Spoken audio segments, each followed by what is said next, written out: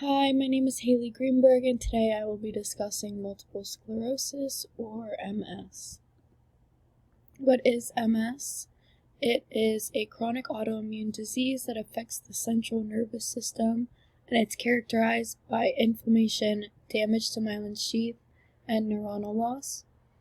It occurs when a series of inflammatory responses causes the immune system to attack myelin sheath, which is the protective coverings on neurons, and causes lesions in the central nervous system.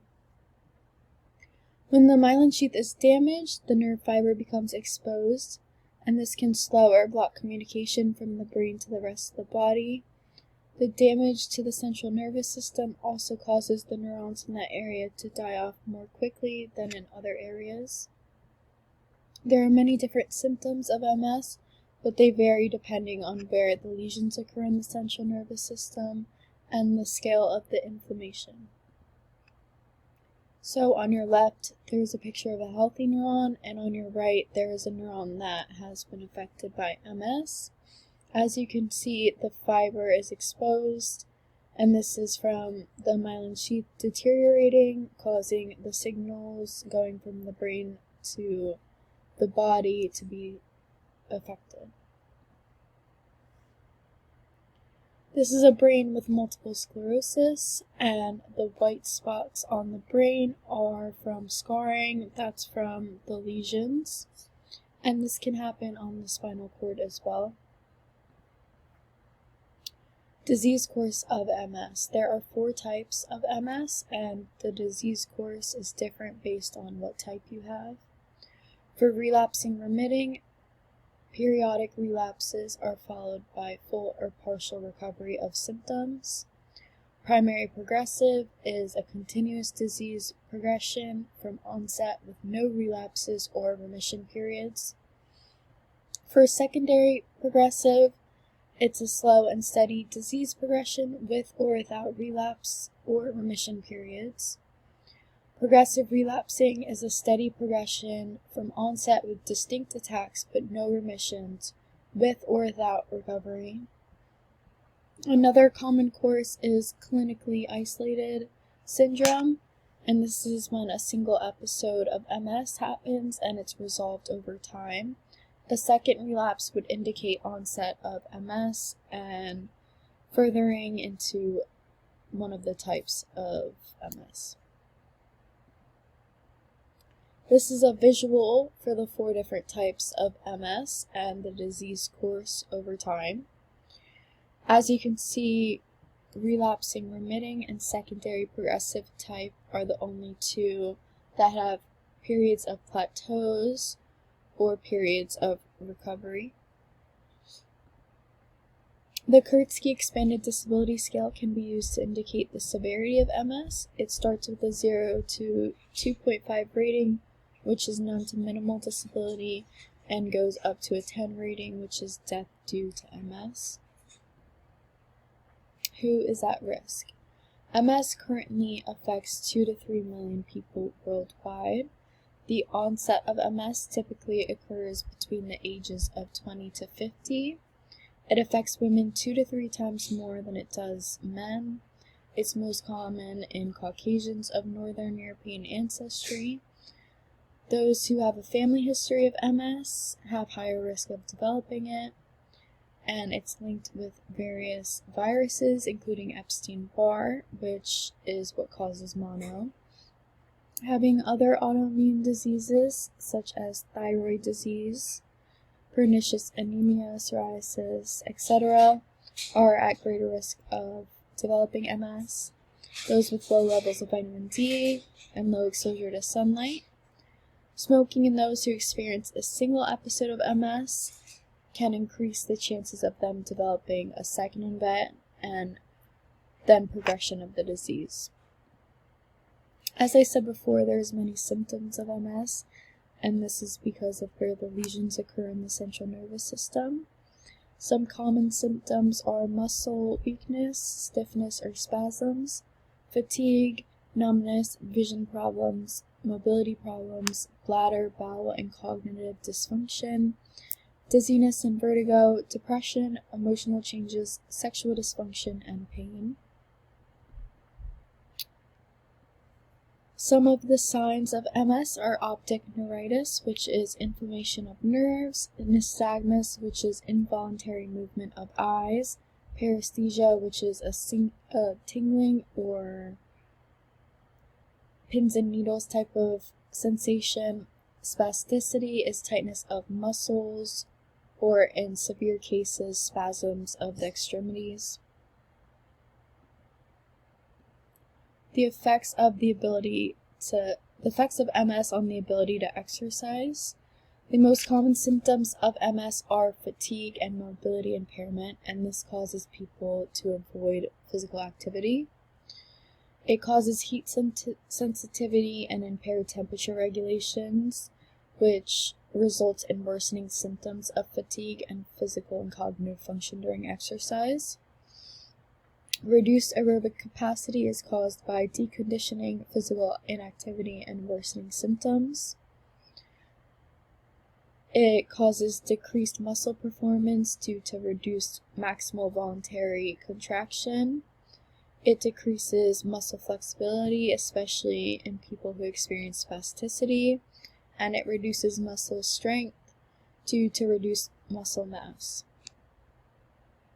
The benefits of exercise in MS. There is not a lot of research for those with severe disability, mostly just in people with minimal to moderate disability. For people with minimal to moderate disability, regular exercise can decrease the worsening of symptoms related to MS. Regular aerobic exercise, resistance training, and a combination of both can increase walking speed, walking endurance, balance, depressive symptoms, and muscle strength. And the greatest improvements in balance are shown through exercises that incorporate gait, balance, and functional training. For severe disability, progressive resistance may improve muscular fitness, balance, fatigue, and quality of life. Studies show that it is safe for those with severe disability to participate in aerobic exercise, but there is not much evidence regarding benefits. And adapted exercise can be used for those who can't perform conventional exercise, and it may improve their disability. So it was very difficult to find actual data in concrete numbers for exercise and MS, and this may be because not until the late 20th century exercise was found unsafe for MS patients. It was actually seen detrimental, and there is very little research on patients with severe disability of MS, as I said before. There is many different types and symptoms of MS, so it's difficult to recruit samples for research that are all experiencing the same type and symptoms. Although concrete data wasn't found, some evidence suggests improvements in walking, balance, cognition, fatigue, depression, and quality of life. Medications. There is no cure for MS. The treatments focuses on speeding up recovery from flare-ups, slowing the progression of MS, and managing symptoms. There are only 2 treatments for MS attacks, which are corticosteroids and plasma exchange. There are many medications to modify the disease course. The most prescribed one is interferon betas. And I listed many medications to treat the many symptoms of MS below. As I said before, interferon betas are the most prescribed MS medication for modifying the disease course, and this is because they have been around the longest. It's an infection type of drug that is made with the body's infection-fighting protein, and they work to turn down signals in the body that trigger the autoimmune response. Some side effects include altered mood, flu-like symptoms, liver failure, and localized irritation at injection site. It's important that the side effects of medication are taken into consideration with prescribing exercise.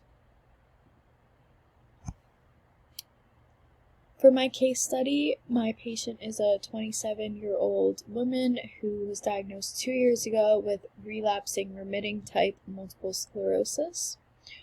Her comorbidities are depression, which she was diagnosed with at age 20, and she currently smokes an average of 1 pack of cigarettes every 2 days. She hasn't been performing regular exercise since diagnosed due to her symptoms and mental health. However, she does go on short hikes occasionally when she's feeling up for it. She wants to begin an exercise program to help manage her mild symptoms of weakness, coordination, and fatigue.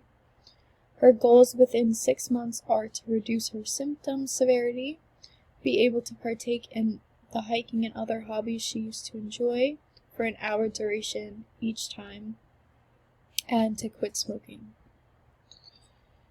There is many tests I would use to assess her physical fitness and health, but before that, medical clearance is required, and medical history, medications, and functional capacity should be reviewed. I would use the MS Impact Scale for assessing quality of life, the Modified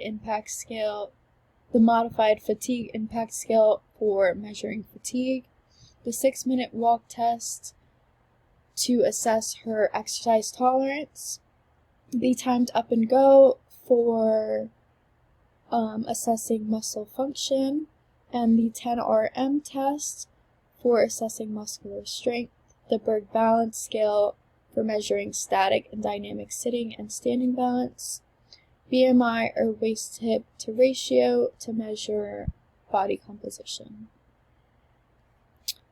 For the exercise prescription, I recommend for aerobic exercise 2 to 5 days a week at 40 to 70% per VO2 max, or an RPE of 11 to 13, for a duration of 10 minutes initially before increasing intensity, then progress to 30 to 60 minutes as tolerated. And this includes activities like walking, cycling, swimming, etc. For resistance training, 2 to 3 days a week at 60 to 80% 1RM, 1 set before increasing to 2 sets of 10 to 15 repetitions for each major muscle group. And this includes multi-joint and single-joint exercises using free weights, machines, resistance bands, or body weight. For flexibility, 5 to 7 days a week, stretch to the point of tightness or mild discomfort, and stretches should be held for 30 to 60 seconds for 2 to 4 repetitions, and this includes static stretching. Some things to consider for exercise for MS patients are that supervision should be done for signs of worsening symptoms, and daily modifications should be made for these symptoms. Exercise should be discontinued during severe attacks, and they should be referred to a physician for clearance. Exercise early in the day due to fatigue worsening throughout the day. Exercises may be performed in seated positions due to balance problems. It's important to inform about adequate hydration, temperature-controlled room, use of fans or cooling packs, and this is due to heat sensitivity and impaired temperature regulation in MS patients. It may be helpful for you to provide written instructions due to cognitive problems in MS patients, and the use of RPE as well as heart rate to measure intensity, because heart rate may be blunted due to autonomic dysfunction, and the use of foot and hand straps for ergometers for spasticity. Some take-homes are the many differing types and symptoms of MS, the need for more research on exercise effects on MS, and the precautions to exercise for MS patients. Thank you.